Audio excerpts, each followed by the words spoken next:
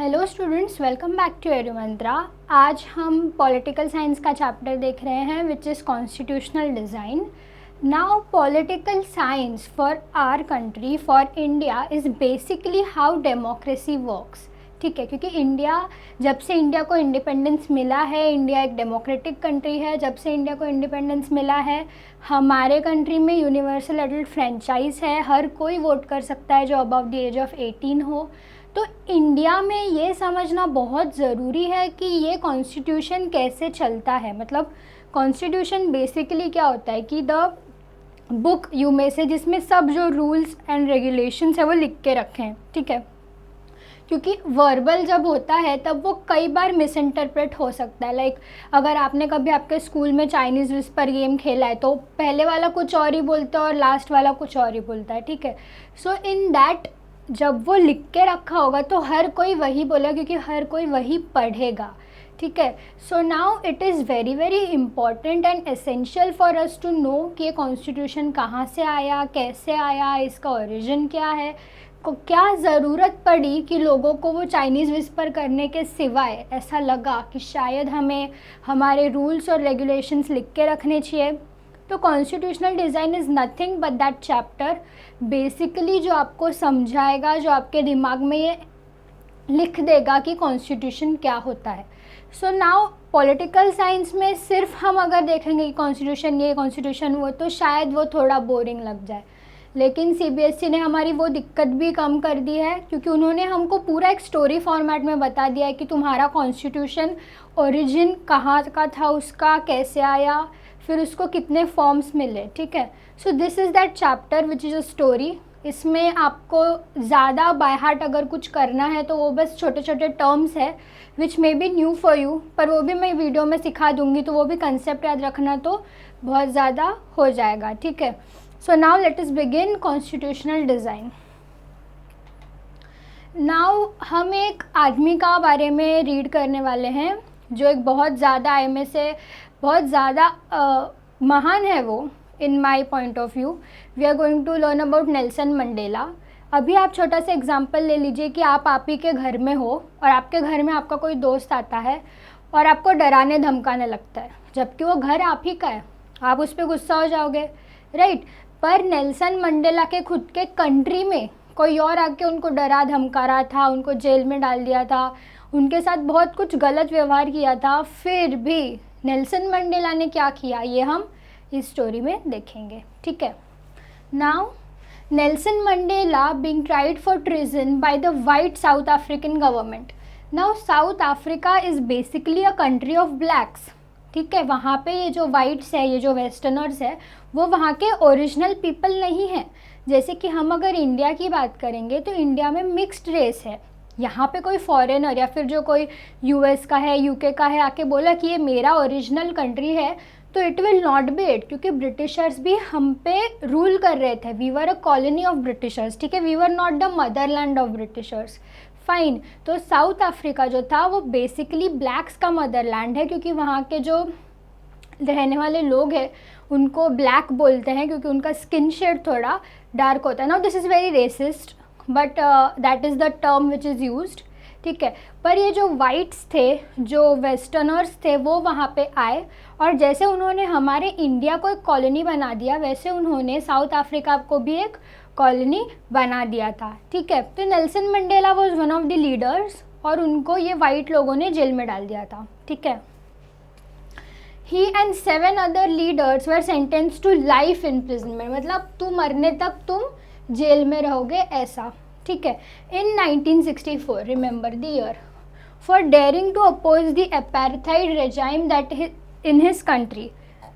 Apartheid is a discrimination against the blacks. ठीक है, इसका इन डिटेल मैं नेक्स्ट स्लाइड में भी बताऊंगी, पर this is the basic idea. He spent the next 28 years in South Africa's most dreaded prison, Robben Island। मतलब हम क्वारंटीन में 6-7 महीने भी हम इतने बोर हो गए हैं, हम चाहते हैं कि हम बाहर निकले, कुछ नहीं तो चाइना के बारे में कुछ तो बोलते रहते, इसके वजह से हुआ, उसके वजह से हुआ। But this man spend 28 years in jail, जबकि इनकी कोई गलती भी नहीं थी। ठीक है, apartheid was the name of a system of racial discrimination unique to South Africa. मतलब डिस्क्रिमिनेशन हर जगह था, ठीक है, डिस्क्रिमिनेशन आज इंडिया में भी है, लेकिन this was unique to South Africa क्योंकि वहाँ पे ये ब्लैक वाइट डिस्क्रिमिनेशन हो रहा था, ठीक है। दिस सिस्टम वॉज डिवाइडेड, मतलब ये सिस्टम की वजह से लोग डिवाइड हो गए और उनको स्किन कलर के बेसिस पे डिवाइड कर दिया, ठीक है। The native people of South Africa are black in colour. जैसे मैंने आपको बोला इंडिया में कोई आएगा तो इंडिया में मिक्स्ड कलर है, ठीक है, साउथ अफ्रीका में ब्लैक है, यूएस में वाइट है। They made up to 3/4 of the population and were called as blacks. मतलब क्लियरली ये लोग मेजॉरिटी में है क्योंकि उन्हीं का मदरलैंड है बाबा, उनका घर है वो, तो ऑब्वियस है कि वो मेजॉरिटी में रहेंगे, ठीक है। Besides these two groups there were a people of mixed races who were called as coloured and the people who migrated from India. Obviously India में ना कोई बहुत ज़्यादा काला है ना कोई बहुत ज़्यादा गोरा है, Indian people are brown as they status to be brown and we are of mixed races, ठीक है। The white rulers treated the non-whites as inferiors. The non-whites did not have voting rights.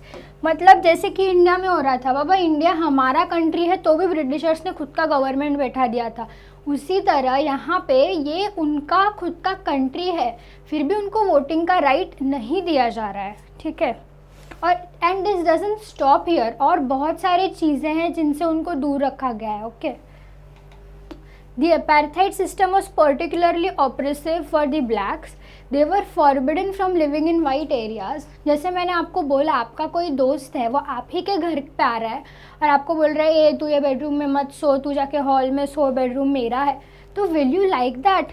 No, it is your home, you have the right to tell him कि तू निकल, ठीक है। तो यहाँ पे भी यही हो रहा है कि यहाँ पे जो वाइट्स है वो ब्लैक्स के मदरलैंड में आ रहे हैं और उनको ऊपर से ये बोल रहे हैं कि ये हमारा एरिया है, तुम यहाँ मत आओ, fine. They could work in white areas only if they had a permit.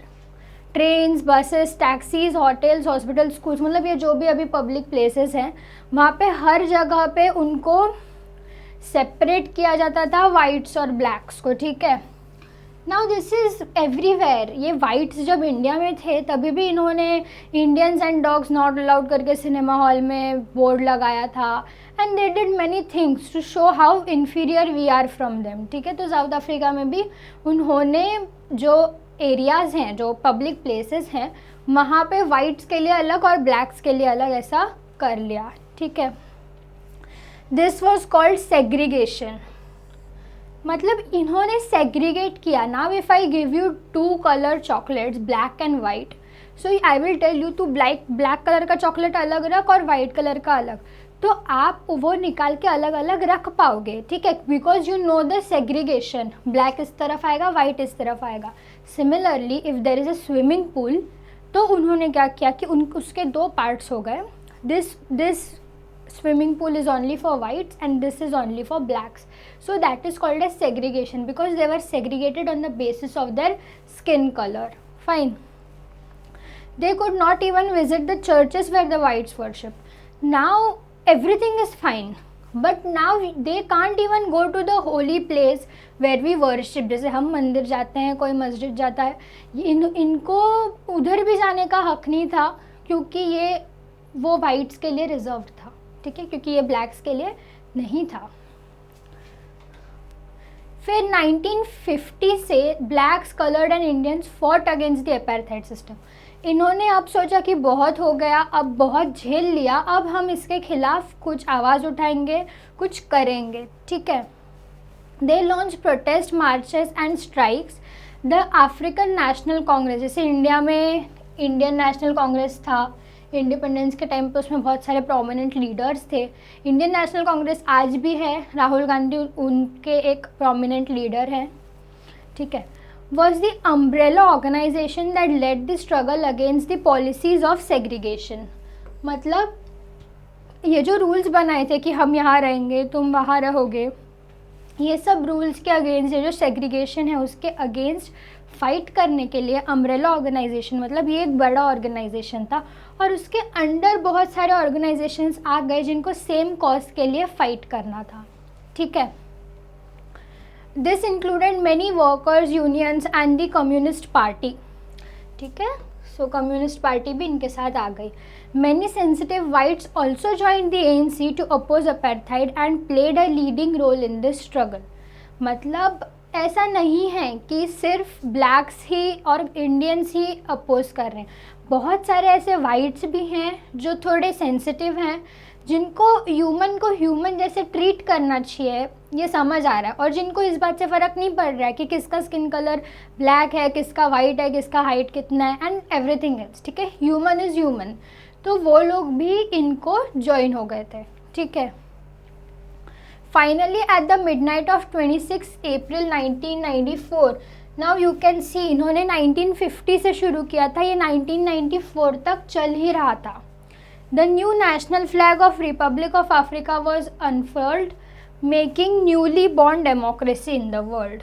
मतलब फाइनली आफ्टर, और हम इंडिया को तो भी इंडिपेंडेंस 1947 में मिला था, they had to wait till 1994 to get their independence, but when they finally did, South Africa came with one of the best constitutions in the world. उनका जो बहुत ज़्यादा अच्छा कॉन्स्टिट्यूशन है जिसमें हर किसी को इन्वॉल्व किया है, ठीक है। Everyone is under the same roof, fine. After 2 years of discussion and debate, they came out with one of the finest constitutions in the world. This constitution gave to its citizens the most extensive rights available in any country. Together, they decided that in search for a solution of the problems, nobody should be excluded, no one should be treated as a demon. मतलब दो the whites acted to them like demons, उन्होंने ऐसे राक्षस जैसे बर्ताव किया, उनको हर जगह पे उनको नीचा दिखाने की कोशिश की। फिर भी जब ये कॉन्स्टिट्यूशन बना तब उनको यही लगा कि हम वाइट्स को ऐसे ट्रीट नहीं करेंगे जैसे उन्होंने हमें किया, ठीक है। And that is humanity, okay.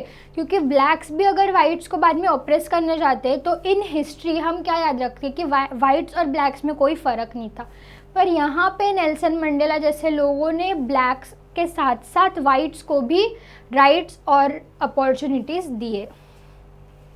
They agreed that everybody should become part of the solution, whatever they might have done or represented in the past.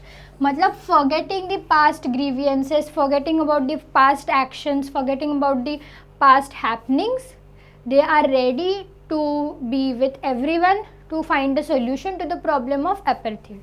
Okay. Need of constitution. अभी यहाँ तक क्या हुआ कि सब ठीक था, सब एक साथ आ गए, एवरीवन डिसाइडेड कि we will find a solution to the problem we are facing, but now how to find a solution, ठीक है। आई टोल्ड यू, चाइनीज़ उस पर खेल के नहीं चलेगा, कुछ लिखा होना चाहिए, कोई कॉन्स्टिट्यूशन चाहिए जिस कॉन्स्टिट्यूशन से every citizen should abide by, मतलब it should be compulsorily enforceable on each and every citizen, क्योंकि constitution is the written rules and regulations of any country, ठीक है। इंडिया का भी कॉन्स्टिट्यूशन है, इंडिया का कॉन्स्टिट्यूशन दुनिया का सबसे लंबा लिखा हुआ कॉन्स्टिट्यूशन है, ठीक है। The South African example is a good way to understand why we need a constitution and what constitutions do. The oppressor and the oppressed, अभी ऑपरेसर कौन था? वाइट्स, और ऑपरेस्ड कौन था? Blacks. In this new democracy were planning to live together as equals, मतलब past में वो लोग इक्वल नहीं थे, पास्ट में डिस्क्रिमिनेशन था, फिर भी at the present time they decide to live together, okay.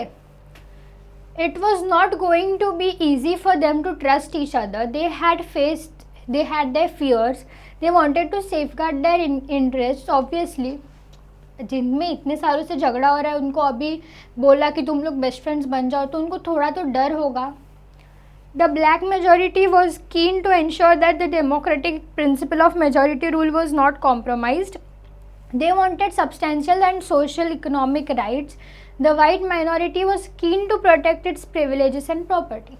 मतलब blacks को equal rights चाहिए थे और whites को उनके जो property थे, जो privileges थे, जब वो oppress कर रहे थे उनको वो चाहिए, ठीक है। Things guaranteed by constitution. The only way to build and maintain trust in such a situation is to write down some rules, ठीक है, जिसको everyone should abide by, ठीक है। It should be enforceable on everyone, everyone should follow the rules. These rules lay down how the rulers are to be chosen in future. ठीक है, मतलब elections कैसे होंगे बेसिकली. ठीक है, तो a constitution does many things. सबसे पहले it generates a degree of trust and coordination that is necessary for different kind of people to live together, obviously. Next, it specifies how the government will be constituted, who will have the power to take which decisions. मतलब elections कैसे होंगे, ministers कौन होंगे, किस minister को कितना power होगा. ठीक है. Third, it lays down limits on the powers of the government and tells us what the rights of the citizens are. मतलब अभी इंडिया में भी हमें फंडामेंटल राइट्स है. अगर मैं किधर जाके मीडिया में कुछ बोल रही हूँ तो I have the right of speech. ठीक है, आई कैन से समथिंग. ठीक है, so no one can come and tell me कि तू तेरा मुंह बंद रख. ठीक है, so here in India we have fundamental rights. पर कौन दिया हमको वो fundamental rights? Is our constitution. ठीक है, तो similarly in South Africa they too had their rights which were written down in the constitution. Fourth, it expresses the aspirations of the people about creating a good society. Now everyone wants a good society. South Africa में blacks को भी अच्छा society चाहिए था, whites को भी चाहिए था.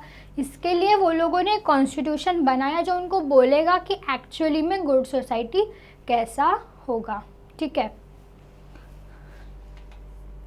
Challenges faced by India. Now इतने टाइम तक we were talking about South Africa and the apartheid system and everything. But in India, as you know, India was a combination of many princely states. ठीक है, India में बहुत सारे राजा महाराजा थे अलग अलग स्टेट में. And India was not only India today. India included Pakistan, India included Myanmar. ठीक है, so after independence many of the countries got separate countries. Many wanted to be separate countries but they didn't get the status. So उस सब process में कौन कौन prominent leaders थे?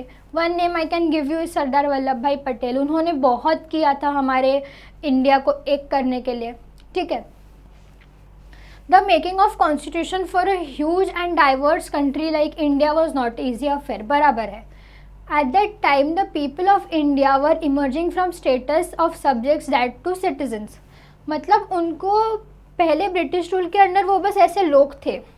ठीक है, जिनको कुछ ज़्यादा राइट्स नहीं थे, वो बस एक कॉलोनी के लोग थे. अब वो एक इंडिपेंडेंट कंट्री के इंडिपेंडेंट सिटीजन्स हैं जिनको खुद का डिसीजन खुद लेने का हक मिलने वाला है. ठीक है.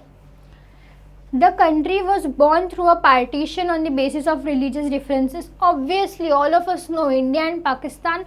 पाकिस्तान का इंडिपेंडेंस डे 14 अगस्त होता है, इंडिया का 15 अगस्त होता है. ठीक है, और India Pakistan were divided on the basis of the religion. कि Pakistan was declare to be a Muslim country, Islamic nation. तो जितने भी इंडिया में रहने वाले मुस्लिम्स थे who wanted to be in the separate country for themselves, they migrated to Pakistan. जो पाकिस्तान के एरिया में रहने वाले हिंदू थे या सिख थे या कोई भी और कम्युनिटी के थे नॉन इस्लामिक, वो इंडिया आ गए. ठीक है. And later after some years India was declare to be a secular country. ठीक है, India didn't have any religion. But at the time of independence India secular country नहीं था. ठीक है. मतलब बहुत लोग, around 10 lakh people were killed due to the violence. There was another problem. The British had left it to the rulers of the princely states to decide whether they wanted to merge with India or Pakistan or remain independent. Now this should have been done by the British government. पहले ही उन्होंने divide and rule किया था, तभी वो इतने साल rule कर पाए. लेकिन अगर वो ऐसा कर देते कि तुम जोग्राफिकली पाकिस्तान के साथ रहो, तुम जोग्राफिकली इंडिया के साथ रहो, तो बहुत बेटर हो जाता. पर उन्होंने क्या किया, उन्होंने यहाँ पे भी टैक्टिक्स अपनाया और उन्होंने वो इंडिया पे छोड़ दिया, पाकिस्तान पे छोड़ दिया, ताकि कन्फ्यूजन और बढ़े, ताकि झगड़े और बढ़े. ठीक है, कि हर किसी को ज़्यादा टेरिटरी चाहिए रहेगा. Jammu and Kashmir is a state which till today 2020 तक भी उस पर आज भी झगड़े होते हैं. ठीक है, आज भी उस स्टेट पे झगड़े होते हैं कि वो पाकिस्तान को चाहिए, वो इंडिया को चाहिए, जबकि वो इंडिया का इंटीग्रल पार्ट है और पिछले साल तो उसको यूनियन टेरिटरी भी बना दिया गया है. ठीक है. In 1928, Motilal Nehru and 8 other Congress leaders drafted a constitution for India. लेकिन ये कॉन्स्टिट्यूशन नहीं अमल में आया क्योंकि एज वी ऑल नो हमारा कॉन्स्टिट्यूशन जो है वो इन प्रैक्टिस 1950 में आया था, ठीक है। This was after our independence. 1931 में रेजोल्यूशन लिया था कराची सेशन में, जहाँ पे इंडियन नेशनल कांग्रेस ने देखा कि इंडिपेंडेंट इंडियंस का कॉन्स्टिट्यूशन कैसा होना चाहिए। Now if you opt for political science after your 10th standard, you will know कि इंडियन कॉन्स्टिट्यूशन बहुत सारे अलग अलग कॉन्स्टिट्यूशन से जुड़ा के बनाया गया है, ठीक है। बहुत से प्रिंसिपल्स अलग अलग constitution, main is from the British constitution, जहाँ पे पार्लियामेंट्री फॉर्म ऑफ गवर्नमेंट है। The only thing is we don't have constitutional monarchy, ठीक है। हमारे पास प्रॉपर डेमोक्रेसी है, ठीक है। Both these documents were committed to the inclusion of universal adult franchise, right to freedom of equality and protecting the rights of minorities in the constitution of independent India. मतलब India was one of the first country to give women right to vote right from its first election, ठीक है। अगर आपने मेरा French revolution का video देखा होगा तो उसमें भी आपको पता चला होगा कि बहुत सारे कंट्रीज थे जिनमें विमेन को बहुत फाइट करना पड़ा था अपने वोटिंग राइट्स के लिए, लेकिन इंडिया में ऐसा नहीं था। इंडिया में विमेन को voting rights from the very beginning दिए गए थे, और विमेन के साथ साथ माइनॉरिटीज़ का भी बहुत ख्याल रखा गया था तभी, और उनको रिजर्वेशंस दिए गए थे, जो रिजर्वेशंस आज भी चलते आ रहे हैं, ठीक है। तो now after learning about the constitution, after learning about the process of making the constitution, हमको मतलब जब मैंने ये चैप्टर पढ़ा था when I was in 9th standard, Joseph sir was teaching me the chapter, तो मुझे भी यही सवाल आया था कि ये जो कॉन्स्टिट्यूशन है जो इतने साल पहले बनाया गया, तभी तो मोबाइल फ़ोन नहीं थे, कुछ नहीं था। आज जो हम ऐसे ऑनलाइन इंटरफेस पे बात कर रहे हैं वो नहीं था, उधर तभी इतना चेंजेस नहीं हुआ था, तभी इतना पॉपुलेशन नहीं था, तभी जो रूल्स और रेगुलेशंस लिखे गए हैं वो हम आज के पीढ़ी में क्यों फॉलो करें, या फिर अभी छोड़ दो, after 100 years why would they follow the constitution which was drafted so early, ठीक है। So I had the same question in my mind and then I got the answer, क्योंकि ये CBSE ने खुद ही आंसर किया आपको, ठीक है। तो the constitution does not reflect the views of its members alone, मतलब कॉन्स्टिट्यूशन में बहुत सारे लोग थे, ठीक है। ड्राफ्टिंग कमिटी था, अलग अलग कमिटीज़ था, कॉन्स्टिट्यूएंट असेंबली था, लेकिन वो सिर्फ उन लोगों के विचार नहीं है, वो पूरे कम्युनिटी को कंसिडर करके उन्होंने वो सब लिखा है, ठीक है। It expresses a broad consensus of its time. Many countries of the world have to rewrite their constitution, लेकिन rules were not acceptable to all major social groups or political parties.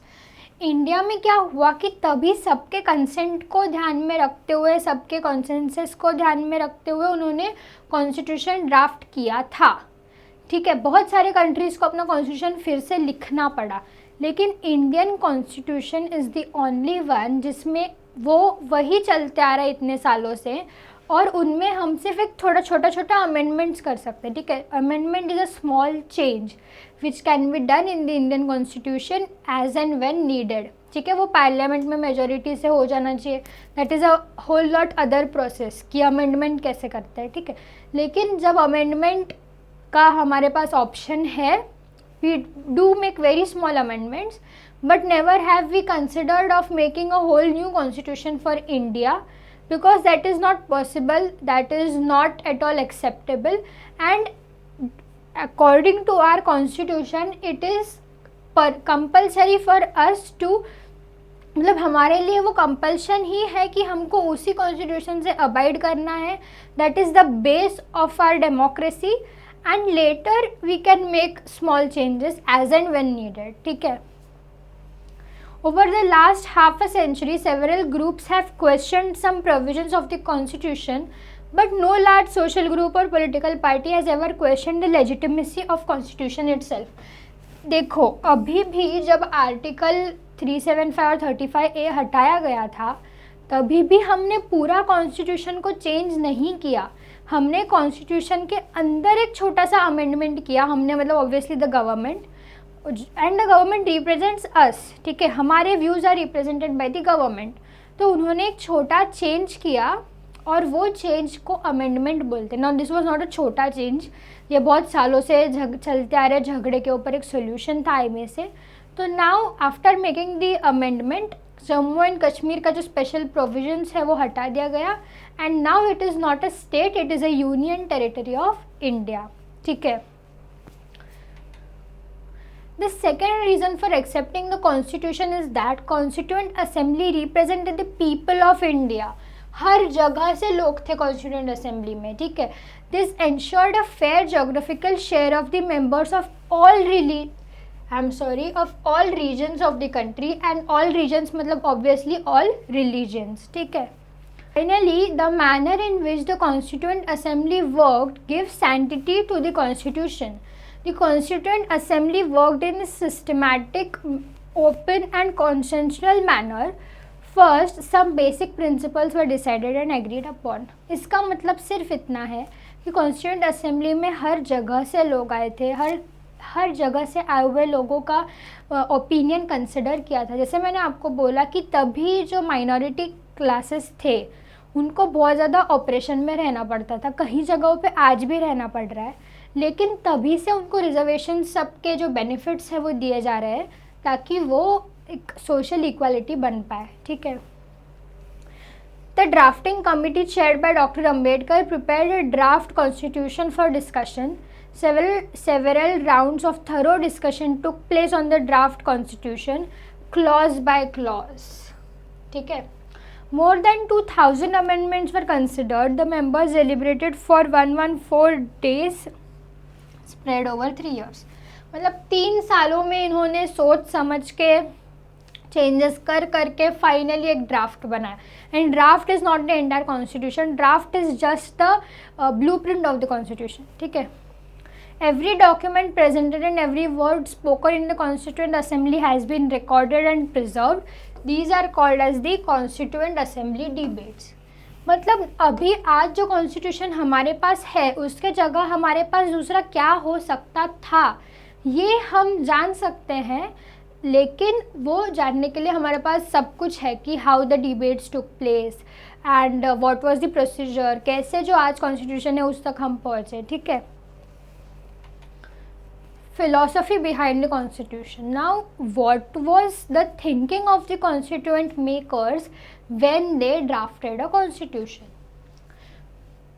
Values that inspired and guided the freedom struggle were in turn nurtured by it, formed the foundation for India's democracy. मतलब जो हमने independence के पहले झेला था वो हमें फिर से नहीं झेलना था. ठीक है. We wanted our independence. These values are embedded in the preamble of Indian Constitution. They guide all the 28 articles of Indian Constitution.